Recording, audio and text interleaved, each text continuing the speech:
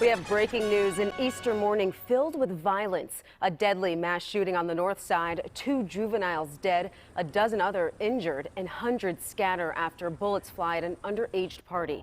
The gunman is still on the run. Now, Bryant Reed is at the scene for us right now. And Bryant, a chaotic morning for police and a scary one for neighbors and those involved. So what does the community look like right now? Is everyone safe? And what can you tell us?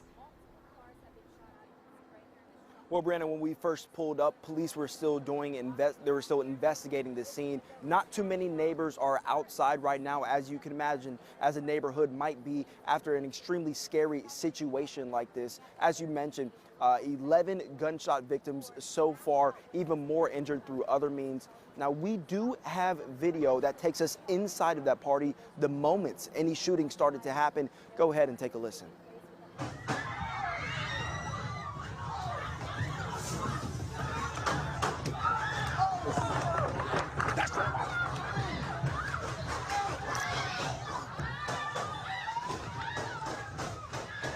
You know, as you hear that screaming, you can just only imagine what those people are going through at that moment. Police say just after midnight, they got shot spotter alerts from this area, and when they showed up, heavy shooting was still going on. Now, this building where the shooting happened is an Airbnb where about 200 people were reported partying. Police say many of them were underage. Officers were able to find at least 11 gunshot victims. 2 of them, Brianna, as you mentioned, were both male juveniles. They died of their injuries at the hospital.